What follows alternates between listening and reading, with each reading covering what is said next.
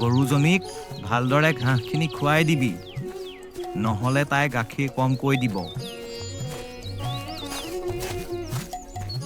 ঠিক আছে ককাইদেউ, তুমি কোৱাৰ দৰেই কৰিম। ঘৰৰ বাকী থকা কামবোৰ কৰি থবি, মই অলপ ওলাই যাওঁ। এখন সৰু গাঁৱত কণ আৰু মন নামেৰে দুটা ককাই ভাই আছিল।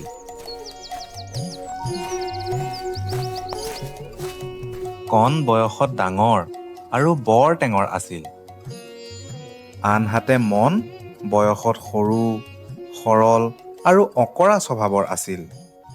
এদিনাখনৰ কথা। বোপা মম, আমাৰ দেউতাহঁতৰ দিনৰ যিবোৰ সা সম্পত্তি আছে সেইবোৰ এনেই পৰি থাকিলে কিডাল হ'ব? আহ, আমি দুয়ো লগ লাগি সেইবোৰ ভগাই লওঁ। ককাই, তুমি ঠিকেই কৈছা। বাৰু কেনেকৈ ভগাবা কোৱা? আমাৰ ঘৰত যিখন ফটা কম্বল আছে সেইখন দিনত তই ল'বি আৰু ৰাতি মই ল'ম। ককাই, তুমি যি কৈছা সেয়াই হ'ব। সেইদিনাৰ পৰা মনে ফটা কম্বলখন দিনত গাত লৈ শুৱে হয়, কিন্তু গৰমত সি শুব নোৱাৰি গাৰ পৰা খহাই পেলাই দিব লগাত পৰে। এইদৰে মনে ফটা কম্বলখন কিছুদিন লৈ আমনি লাগি দিনত ৰ'দত শুকুৱাই ধূলি মাকতি গুচাই চাঙত তুলি থৈ দিয়ে আৰু নিশা কণে গাত লৈ মহা সুখেৰে শুই থাকে। ইফালে মন জাৰত শুব নোৱাৰি নিশা বহি থাকে। কিছুদিনৰ পিছত। বোলো শুনিছনে মন? বাৰীৰ যিবোৰ ফল মূলৰ গছ আছে সেইবোৰৰ তলৰ গুৰিৰ অংশৰ দায়িত্বটো তই ল'বি দেই। ওপৰৰ অংশটো বাৰু মই চাম। হ'ব ককাই, তুমি যি ভাল দেখা। এই বুলি মনে সেইদিনাৰ পৰা গছৰ তলবিলাক ভালদৰে চিকুণাই সাৰ, পানী আদি যোগাই থাকে। সেইবাবে অতি সোনকালে গছৰ ফলবোৰ ধৰে।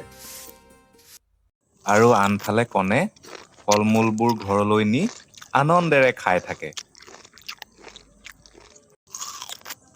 এনেদৰে কিছুদিন যোৱাৰ পিছত এদিন কণে মনক আকৌ ক'লে, ভাইটি, গৰুজনীৰ আগৰ ফালটো তই লৈ ল, পাছৰ ফালটো বাৰু মই লওঁ দে।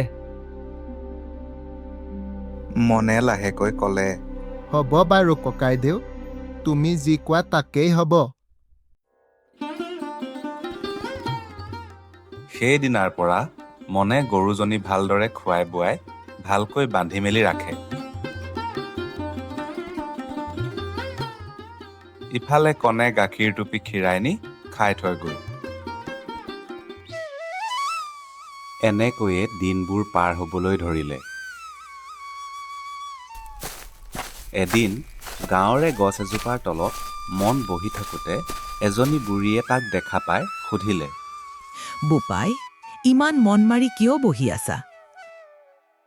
বুঢ়ী আই, মোৰ ককায়ে মোক যিহকে কৰিবলৈ কয় মই তাকেই কৰোঁ, কাৰণ তেওঁ মোতকৈ ডাঙৰ। কিন্তু তেওঁ মোক ঠগি আছে। এই কথা শুনি বুঢ়ীয়ে লাহেকৈ ক'লে, বোপা, তুমি এটি কাম কৰিবা। সেই ফটা কম্বলখন দিনত তিয়াই থবা। তাকেই কৰিলে নিশা কম্বলখন ল'ব নোৱাৰি সিও জাৰত কষ্ট পাব। যদি সি সেই কাপোৰখন কেলে তিয়ালি বুলি সোধে, তেনেহ'লে তুমি এই বুলি ক'বা যে ফটা কম্বলখন তুমি দিনত মোক দিছা। এতেকে মই দিনত যিহেকে কৰোঁ তাকেই কৰিম, তোমাৰ তাত কি হানি? এই বুলি ক'লেই সি নিৰুপায় হৈ মনে মনে থাকিব। আৰু যেতিয়া কণে ফল পাৰিবৰ নিমিত্তে গছত উঠিব, তুমি কুঠাৰখন লৈ মোৰ গুৰিডোখৰ মই কাটি পেলাওঁ বুলি কাটিবলৈ যাবা। তেতিয়া সি ভয় খাই কাটিবলৈ হাক দিব। তুমি নেকাটি উভতি গুচি আহিবা। যদি সি কেলে এনেকুৱা কৰিছিলি বুলি সোধে, তুমি ক'বা যে গছৰ গুৰিডোখৰ মোক দিছাই, এতেকে গুৰিডোখৰ মই যিহেকে কৰোঁ তাকেই কৰিম, তাত তোমাৰ কি ক্ষতি? আৰু গৰুজনী যেতিয়া সি খীৰাবলৈ ধৰিব, তুমি এছাৰি এডাল লৈ তাইৰ কাণে মূৰে কোবাবলৈ ধৰিবা। সি খীৰাবলৈ আমনি পাই তেনেকুৱা কৰিবলৈ হাক দিব। যদি সি কেলে তেনেকুৱা কৰিছিলি বুলি সোধে তুমি কবা যে মোক মুখৰ ফাল দিছাই এতেকে মই মুখৰ ফালে যিহেকে কৰোঁ তাকেই কৰিম তোমাৰ তাত কি হানি এই বুলি ক'লেই সি সকলো বুজি তোমাৰে সৈতে আগৰ দৰে চলিব সেই ৰাতি কণে শুবলৈ গৈ দেখে যে কম্বলখন তিতি লপ চপ কৰি আছে। সি খঙেৰে চিঞৰিলে, ঐ মন এইখন পানীত কোনে তিয়ালে মই এতিয়া জাৰত কেনেকৈ শুম মন লাহেকৈ ওচৰলৈ আহি ক'লে, ককাই দিনত কম্বলখন মোৰ ভাগত পৰে গতিকে দিনত মই মোৰ কম্বলখন পানীত তিয়াওঁ নে ৰ'দত দিওঁ তাত তোমাৰ কি আহে যায়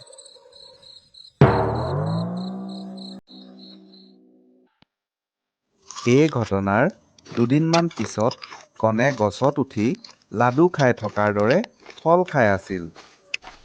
তেনেতে মনে হাতত এখন কুঠাৰ লৈ গছৰ গুৰিত ঘাপ মাৰিবলৈ ধৰিলে।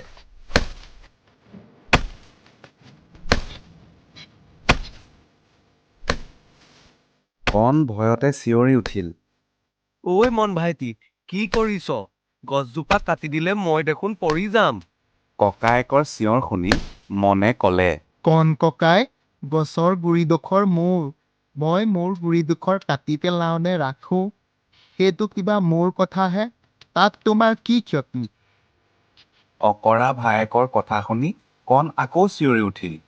ভাইটি নেকাটিবি নেকাটিবি মই নামি গৈছো ৰ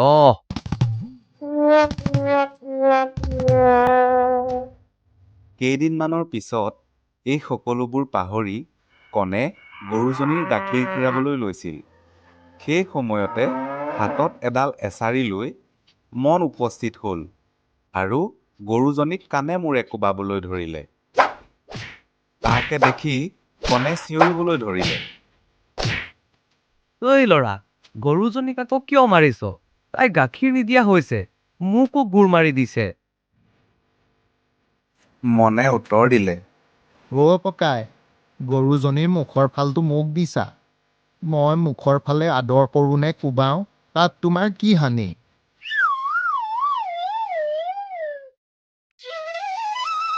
কণে নিজৰ ভুলবোৰ বুজি পাই পিছদিনা ভায়েকৰ ওচৰলৈ আহি ক'বলৈ ধৰিলে, বোপা মন মই মোৰ ভুল ভালকৈয়ে বুজি পাইছোঁ মই তোৰ সৰলতাৰ সুযোগ লৈ তোক ঠগিছিলোঁ মোক ক্ষমা কৰি দিবি ভাইটি মনে উত্তৰ দিলে, ককাই তুমি মোতকৈ ডাঙৰ মই তোমাক বেয়া পোৱা নাই মাত্ৰ দুয়ো মিলিজুলি থাকিলেহে সকলোৰে ভাল সঁচা কৈছ ভাইটি আজিৰ পৰা কম্বলখন আমি দুয়ো একেলগে লৈ শুম গছৰ গুৰিত দুয়ো পানী দিম আৰু ফলবোৰ সমানে ভগাই খাম গৰুজনীকো দুয়ো যতন ল'ম আৰু গাখীৰ সমানে ভগাই খাম ইয়াৰ পিছৰে পৰা কণ আৰু মনে সকলো কাম সমানে ভগাই ল'লে আৰু দুয়ো ককাই ভাই বৰ মিলাপ্ৰীতিৰে সুখেৰে থাকিবলৈ ল'লে।